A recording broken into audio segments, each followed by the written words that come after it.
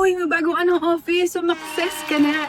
Kapag negosyante ka, badge of honor naman talaga magkaroon ng physical office, diba? Pwede mo na siya i-post on your website, social media, for all of your network to see. It makes you a legitimate business, sabi nga nila. Pero kapag small business owner ka, hindi all the time yun ang reality ng sitwasyon mo or ng business mo. So before you open up a physical office, ask yourself these 3 questions. Number 1, afford ko na ba? Of course, kailangan mong tignan yung finances before ka mag-open up ng physical office kasi it doesn't stop at rent. You have utilities, you have maintenance, and this on top of the actual furniture, appliances, and equipment na kailangan mong bilhin para sa office. Okay, number 2, kailangan na ba talaga ng business mo? What if the nature of your job takes you outside of the office most of the week? Pwede mo ba sabihin sa landlord mo na, oh madam, 2 days na ako sa office, hindi ko babayaran yung the rest of the 5 days. Hindi pwede yun. You have to pay, fully paid, yung 30-31 days of the month, diba? What if contractor ka, like ka na sa site? Parang events planner ka, lagi ka na sa event. So, hindi mo siya fully utilized the entire month, pero fully paid pa rin ang rent. Diba? Number 3, may iba pa bang options na pwede kong explore? Like, for example, office sharing or a virtual office. A virtual office is a virtual office address that you only pay for rent. And most of the time, less than 3,000 lang yan. Depende sa location. But in Quezon City, we're less than 3,000. Hindi ikaw ang papatayo. Imagine, hindi ikaw magbabayad ng utilities, maintenance, aircon cleaning, pest control, CCTV, fire extinguishers, lahat yan, sagot na ng virtual office. You only pay for rent initially. Ngayon, if may client ka, rent a meeting room for a day. You only pay for the actual time na ginamit mo yung office, hindi buong buwan. Or a table and share. Kapag mag-co-work ka, kailangan mo ng CEO day. Kailangan mo na malahimik kasi ang ingay sa bahay or ang ingay sa site or ang ingay wherever and hindi na kinakaya ng Starbucks or cafe yung kailangan mo na katahimikan, kailangan mo talaga mag-focus. Yun lang talaga mabayaran mo yung day na nandun ka sa office, hindi yung buong 30-31 days. Para naman sa actually nagpaplano na magtayo ng physical office, ano ba yung mga gastos para hindi ka mabigla on top of rental and kusa if you're in a corporate building? Ano ba yung mga gastos na involved kapag magtatayo ng physical office? So on top of rent, you have interior design, number 1. Kung interior design ka, that's included, fit out, or i-DIY mo, pwede rin yun. Pero syempre, ang bayad mo dun, oras mo. Number 2, furniture, appliances, and equipment like the PC, mga ilaw, CCTV, and fire. And yes, kailangan na yun. Fire extinguishers or sprinklers kung medyo malaki yung office na kinuha mo. Hindi lang siya recommended, required na siya ng City Hall. CCTV required na rin. A working CCTV, hindi yung display lang. And in-inspect yun ng City Hall kapag nag-apply ka for a business permit. Ano pa ba?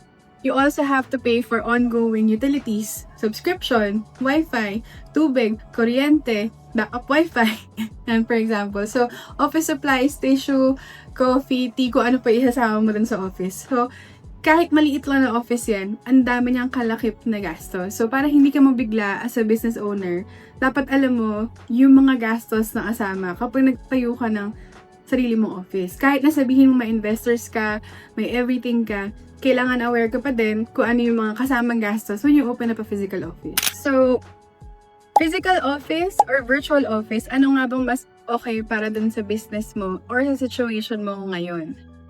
So with all of the information na ibinigay ko na sa inyo, ano yung cost ng virtual office versus sa physical office, ano nga ba yung kasamang itemized sa gastos para sa isang physical office, it is something that you really should consider kasi puhunan yun capital yun. Even if you're DIYing everything, may gastos pa rin yun. Kasi hindi naman tumitigil ang gastos ng physical office sa rental lang. Yung iba kasi 30,000 plus utilities, kaya na natin yan. Normally, hindi nyo na-anticipate yung, every quarter, papa-aircon cleaning tayo, every ganito, papa-pest control tayo, every now and then, may mga ipapamaintain, may mahasira, may, alam mo yun, and maintenance alone would cost you a lot of money if you're not prepared. And kung ang sakto lang ang budget mo is for rent, and most of the time, yun lang kasi pinafactor in mo rent, and kung ikaw yung medyo bago-bago talaga ng negosyante. And we've seen this a lot. May mga clients kami na nagsara talaga ng physical office tapos lumipat talaga sa amin. And masakit. I mean, kung rent and plus minus expenses lang sa utilities ang iniisip mo, tapos hindi ka prepared with the maintenance and everything. Before ka pumili, physical office or virtual office, isipin mo na mabuti kung ano yung tama para sa business mo. Kasi we do have clients na nag-physical office, sinara nila. Syempre, sa paningin ng iba, at sa paningin mo rin sarili mo, it doesn't give you a boost of confidence kasi nga, you feel like somehow, on a little aspect, you failed as a business owner kasi nga, hindi mo na-anticipate yun. So, I hope this video helps whoever needs to watch this kasi it is an option. You know, in the States, when they say you register in the virtual office, it makes you look modern. It doesn't make you weak or illegitimate as a business owner. It makes you modern. Like, we work, try yung i-search regions, ganyan. It's a modern way of working, and however they phrase it for you, however they tell you na, dapat ka naka-virtual office, if they do not pay your payroll, if they do not, alam mo yun, contribute to your business that much financially, and if hindi naman sila yung maybe consider everything before you open up a physical office. Not na tinatakot ko kayo, pero sayang kasi yung pera if you don't manage it properly. It's something na we wish as a provider, a lot of business owners, as small business owners in the beginning, should have considered para hindi natapon yung pera sa renta, sa utilities, hindi mo namin ginagamit yung office, diba?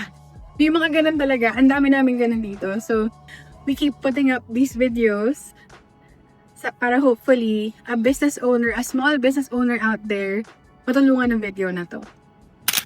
The reason why virtual office providers like us exist in the cities is because it's very helpful talaga para sa mga private person. For example, ayaw mo ng may LGU or government agency na kumakatok sa bahay mo tapos nakikita yung inside of your house. Kasi when they do the inspections, if you apply for a business permit, they will see the house. They will see the inside. And if you're a private person, isa rin yun, consider, baka hindi ka comfortable doon. So maybe choose some virtual office provider near your house. Akala nila counterintuitive yun, pero totoo lang, may advantage yun. For example, tinawagan ko ng client, literally, pwede mo sabihin, I can meet you in my office in 15 minutes. Drive ko lang madami kaming ganyan din. Taga dito, sa Don Antonio. So, sa Don Antonio sila, may client sila, tawagan kami, I have a client coming in 15 minutes, please prepare the meeting room. 2 oras sila mag-meet, okay na, uwi na sila ulit. Hindi ka na babiyahin na malayo para sa office, 15 minutes na sa bahay ka na. So again, I'm Izzy of Grey Monday. Hopefully this video helps you. If you want to learn more, please message us right now. Bye!